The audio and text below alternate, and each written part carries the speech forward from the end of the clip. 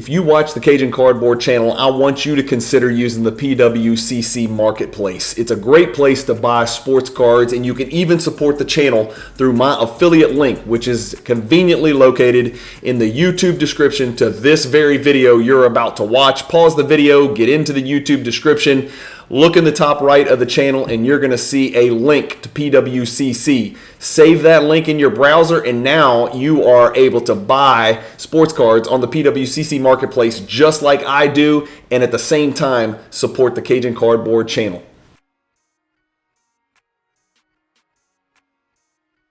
Hey guys, Brian with Cajun Cardboard coming at you from the great state of Louisiana, and today's episode is one of my frequent YouTube poll results recaps. So occasionally, maybe once or twice a week, I post a little YouTube poll on my YouTube channel, and I let you guys chime in. Usually it's, questions that, I pose to the general public, to the viewers of this channel, and the guys that follow me or listen to the junk that comes out of my mouth. Because I run across a stat or a revelation or an epiphany within the world of basketball, or sometimes within the hobby of collecting basketball cards itself, that I find very interesting, and then I throw this out there to see if you guys know what I happen to have just discovered. And so today's questions are really good ones. But before we start, look, I wanted to show you guys something. This shirt came to me, and I wanted to share with you guys on screen share. These shirts are made by a company called Twin Vision Cards. They reached out to me on Instagram and said, hey, can we send you some shirts? And then they sent me images of them, and I was like, absolutely. I was like, these may be the coolest things I've ever seen in my life. Like, I don't know if I'm out, wearing this in the club, maybe if it's a rave or something like that. But like, is there a better looking shirt to wear at a card show? Like if you're at the National and you're like, hey, just come find me. I'm the one wearing the Jordan Scoring Kings, or I'm the one wearing the Beam Team, right? These are just big time, man. These are awesome. So I wanted to give a nice shout out. These guys sent me this message, sent these t-shirts to me completely unprovoked. They don't pay me. I didn't ask for this. They just, they noticed the channel, they watched the channel, and they're a new Instagram account called Twin Vision Cards. They do collect cards, as you can see if you scroll down. They got some really dope cards as well. It looks like some Griffey collecting, some Kobe, some Carmelo, some of the same kind of stuff that I like to look at. Here's the Kobe Cyber Metal, which I think is a really cool card. But you guys go follow them. They only have 57 followers right now. These shirts are cool. They're pitching them out there. If you guys are interested, message them on Instagram and tell them that Cajun Cardboard sent you. It's just really cool for someone to do something philanthropic like this in the hobby, completely unprovoked, and send this to me. And so I thought only fair, jump on the channel and give them a nice mention. Anyway, all right, let's get cranking. Twin Vision Cards, all one word. I am now clicking the follow button. I just realized I wasn't following. Now there's 58 followers, so you guys go follow them. Let's get going. First question I posted was, is Pete Maravich a top 50 NBA player of all time based on his NBA only resume? So, and the reason I phrased it this way is, as you guys know, the Hall of Fame is not an NBA Hall of Fame, okay? It is a basketball Hall of Fame. It's called the Naismith Basketball Hall of Fame. So they take into account your coaching, your off the court endeavors, your amateur accolades, for instance, for a lot of people, such as Oscar Schmidt and Sabonis and guys like that. They take into account heavily what you did in college. If you were one of the greatest college players of all time, you're certainly going to get consideration for the Naismith Basketball Hall of Fame. We know that's a big part of why Pistol Pete is in the NBA Hall of Fame. This is no slight at Pistol Pete, but my question is he a top 50 NBA player of all time?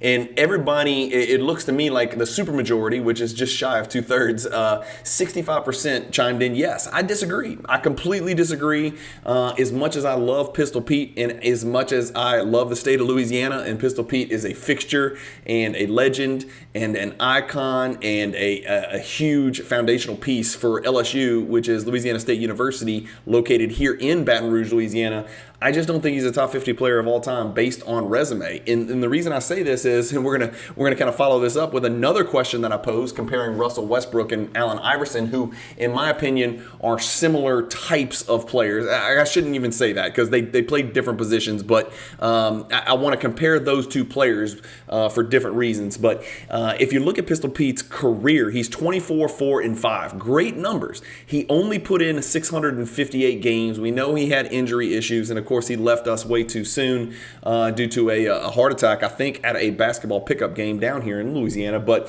career PER 18.4, it's okay. Win shares 46, okay. He wasn't a great field goal shooter. Of course, they didn't have a three-point line for most of his career, and so this number might jump out at you, 66.7% from three-point range. He took a couple threes his last 3 years in the league. They didn't have a three-point line for that, so he didn't put up those bonkers numbers. But my point is this. You guys answered a question that we're about to get to about Russell Westbrook versus Allen Iverson, and essentially everybody shit on Westbrook and considered Iverson significantly a better player, and it wasn't even close. And I'm about to show you that's not correct. Russell Westbrook is a better player than Allen Iverson. He may not be more beloved. He may not be as fondly remembered and revered in the card hobby, in the basketball world, the basketball community. But Russell Westbrook on paper, and again, there's some tweaks and some things we need to take into account about the style of play then versus the style of play now, and we'll talk about that. But if you think Pete Maravich is a top 50 player of all time, you absolutely must think that Russell Westbrook is a top 50 player of all time, because Russell Westbrook obliterates Pistol Pete Maravich statistically, obliterates Pistol Pete. And keep in mind, we're comparing apples to apples because Pistol Pete did not win anything. He had no bearing whatsoever on NBA titles throughout his entire career. But Westbrook played significantly more games. Maravich was most known as a scorer. Of course, Russell Westbrook's known as a scoring point guard, but an all-around kind of Mr. Triple-Double, Oscar Robertson 2.0. Pistol Pete only averaged 2 points more than Westbrook. And Pistol Pete didn't have all these tail years that are bringing down Westbrook's numbers. Look at Westbrook's numbers compared to Maravich.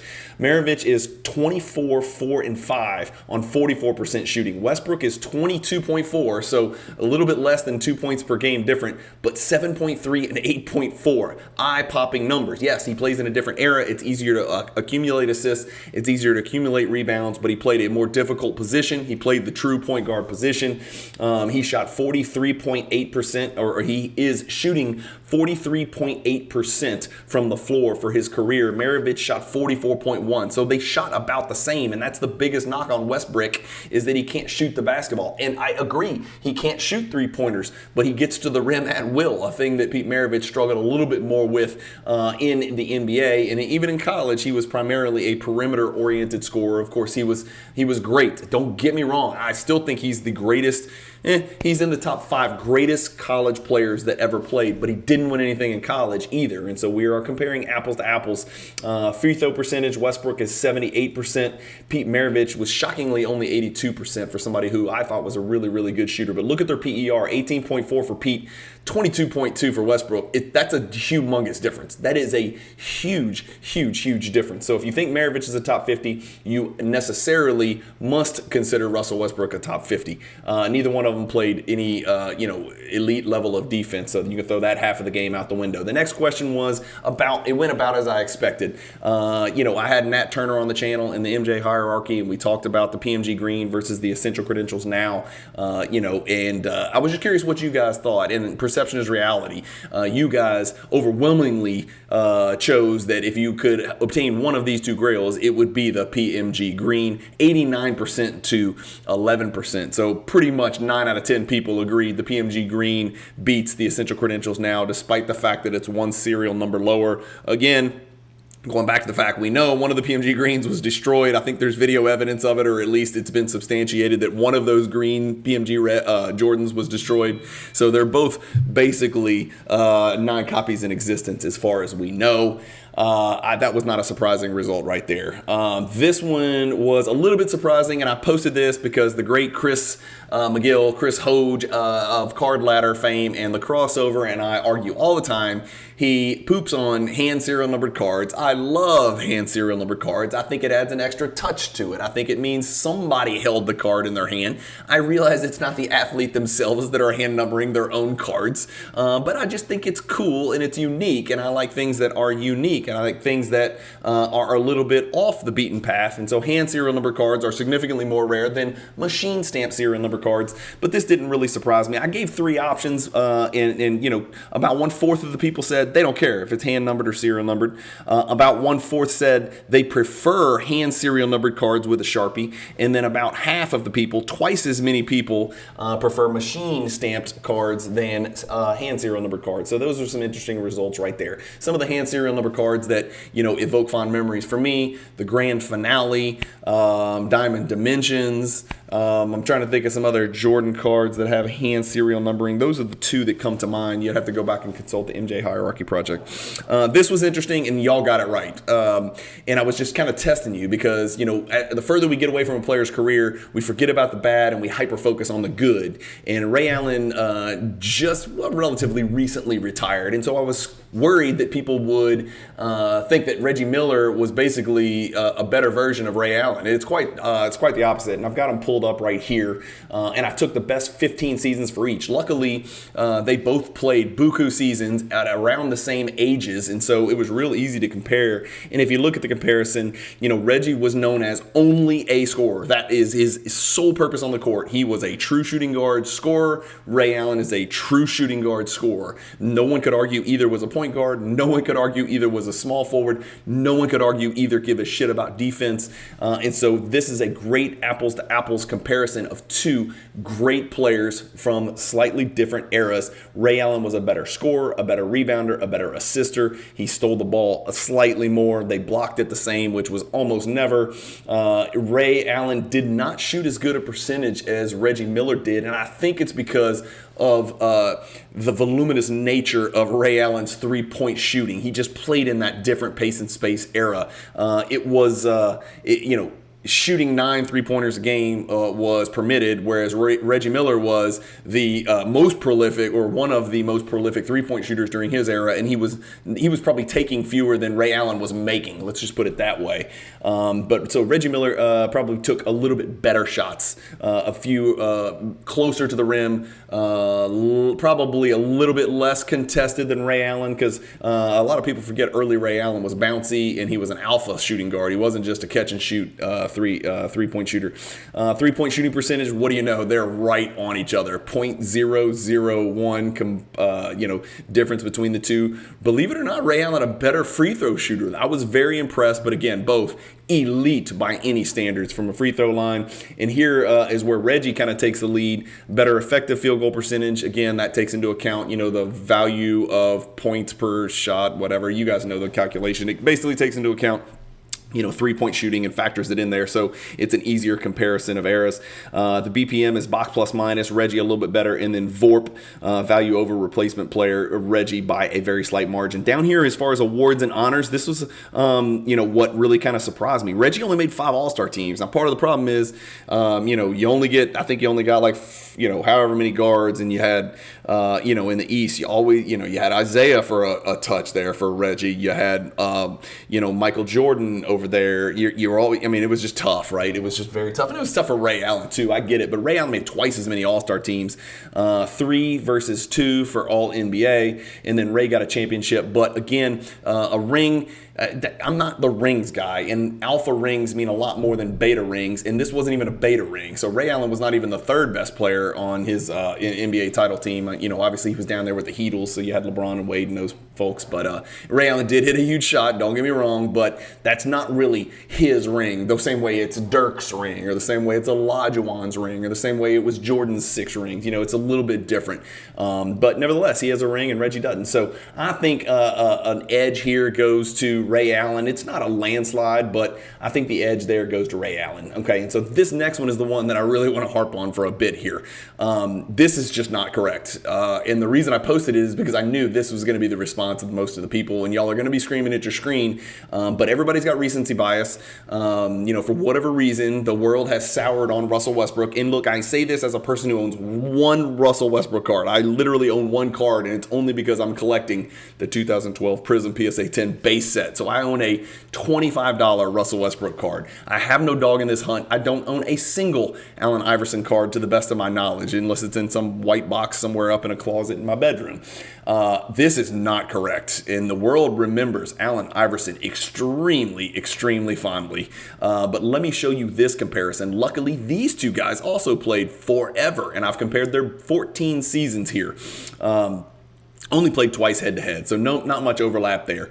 Westbrook played more games, so he's a little bit more durable, which was really impressive because Allen Iverson played through damn near every injury that you could imagine. He played through everything. He was a man's man, pound for pound, one of the toughest little bastards that ever played in the NBA. Iverson was an elite level scorer. Westbrook is a great scorer, but Iverson was an elite level scorer. So Iverson gets the nod there. When you look at rebounds, double it for Westbrook. Are rebounds easier to get? Yeah, but I said double, right? It's not one or two more a game. It's double, 7.4. He rebounds like a power forward. Assists, significantly more for Westbrook. And again, it goes back to the point where, Iverson played on a team with a bunch of slow plotting dipshits. To be quite honest with you, I'm sorry. That Sixers team is one of the worst finals teams in NBA history. He's playing with Eric Snow. He's playing with Mutombo. He's playing with Tyrone Hill. He's playing with maybe a Larry Hughes. I'm trying to think of who else were some of Iverson's teammates. George Lynch. I mean, it was just Matt Geiger. It was a terrible finals team. It just was. I don't know. There's no way around that. And it was a slow pace of play by design, right? Because that's how they kind of played. And Iverson was he was obviously a great open court player, but he was a fantastic half court scorer at creating his own, getting fouled, doing the things that he did. So Iverson was great stealing the ball, but defensively, Westbrook's probably better just because Iverson was so freaking small. I mean, people think Westbrook, hey, he's a point guard, but they don't realize, Westbrook's probably 6'4", 220. What is Westbrook? He is 6'3", 200. I would be shocked if Westbrook weighs 200 pounds. He's significantly bigger than that. He's a lot bigger than I am, but they list him at 6'3", 200. Iverson, much smaller player, probably 5'11", probably 165, 170 pounds. Huge defensive liability, but he did steal the hell out of the ball because he liked to jump passing lanes, things like that. Blocks per game, what, neither one did it. This is the interesting part, is the big knock on Westbrook. He's a terrible shooter, and I agree. He's a terrible shooter, but he was a better shooter than Iverson by percentage-wise. If you look at effective field goal percentage, he was a noticeably better shooter than Iverson was effective field goal percentage-wise. Three-point shooting, Iverson was a terrible three-point shooter. And guess what? So is Westbrook. But they're not that different. 0.08 difference between the two of them. Box plus minus, Westbrook in a landslide. Value over replacement player, Westbrook by a landslide. All-NBA, Westbrook.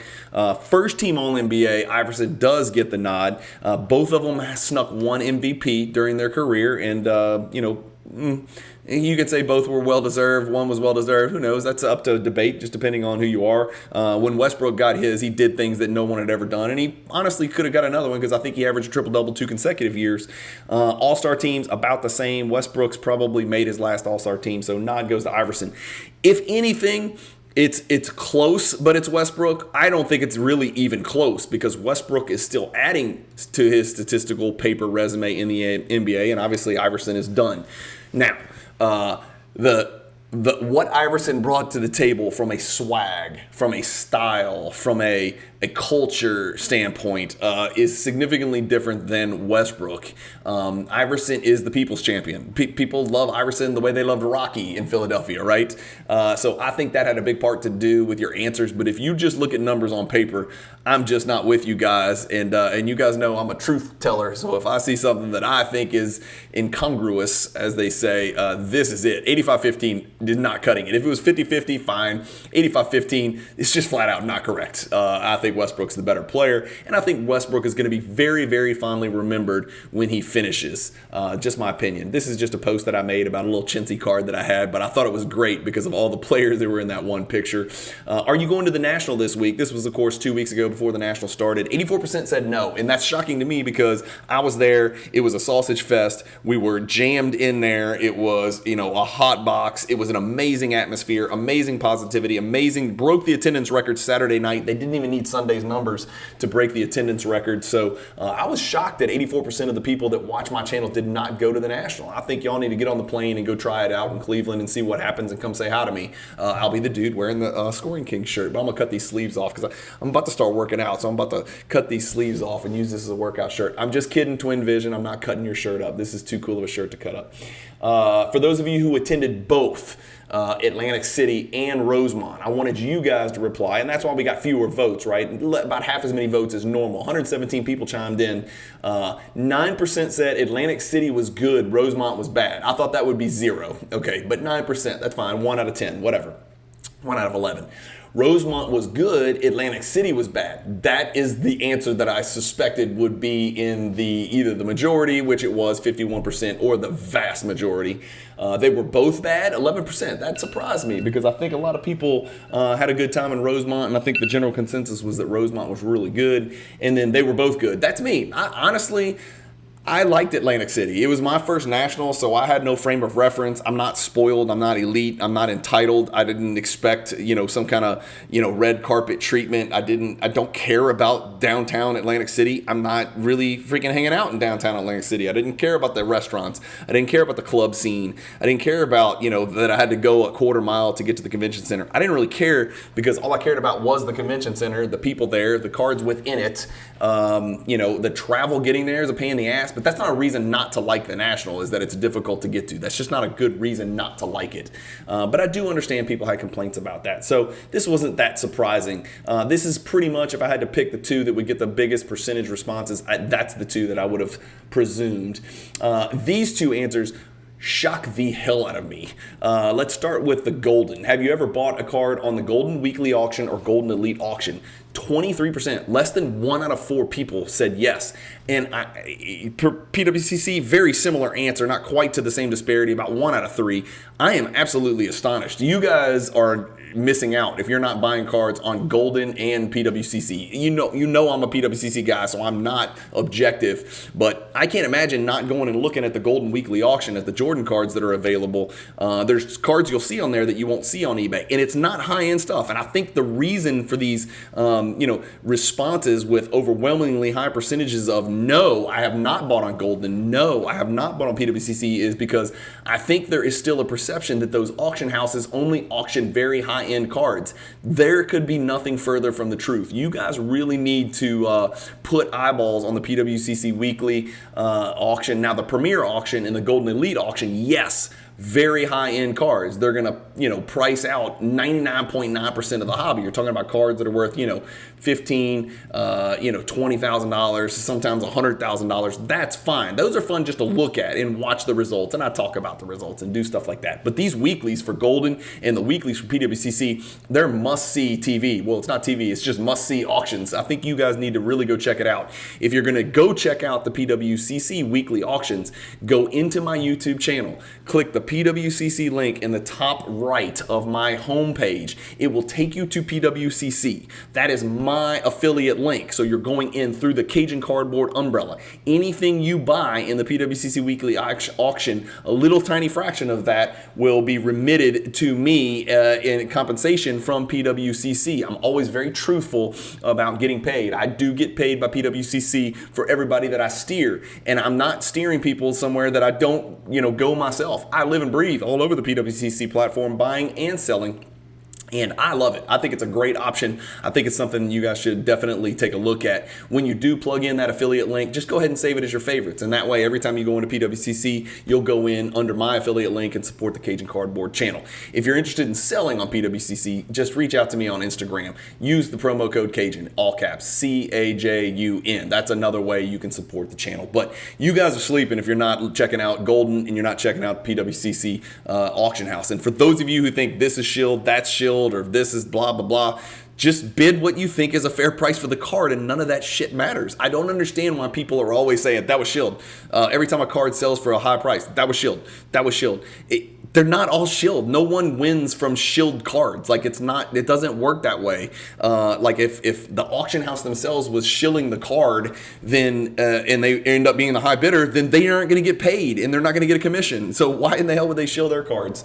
And they're not even their cards. They're cards that belong to consigning sellers. And so I don't get caught up in all that crap because I'm just not going to pay more than what I think a card's worth. And so if I think a card's worth, and the other thing is the 20% buyer's premium. People are bitching about that. I'm like, well, if you don't like the 20% buyer's premium, bid 80% of what you think the card's worth. Don't go over it. Make that your max bid. Don't chase it. You don't get caught by shield bidders. You won't care about the buyer's premium because you've backed it out when you bid only 80% of the fair market value of the card and get the card that you want. There's a bevy of cards that are on Golden and PWCC every single week that you're not going to find on eBay. And I think it's a great place to go check check out possibly building your collection, whether it's Jordan or ultra modern or vintage football or whatever. So anyway, that's it, guys. That's it for the video. I've got to run to a business lunch, and I've got another MJ Hierarchy video coming today with a special guest from the hobby that you guys may never have heard of. So as always, thank you guys for all the people that responded to these poll results. I truly appreciate it. I've got a giveaway coming up soon. I've already done the video. It's coming out soon. Everybody who's donated to the channel through the PayPal link was included as a potential winner in this giveaway, and I had 3 items to give away. So hit the bell icon so you know when that one's coming out as well. It might already come out by the time you watch this. I don't know, but I'm going to start doing a bunch more giveaways in thanks for the people that have donated to the channel, whether it's through using PWCC affiliate link or promo code, or directly donating to the channel and supporting the cause through the PayPal link, which is also located on my YouTube description. Thank you guys for watching. Keep collecting. Stay positive in the hobby. Peace.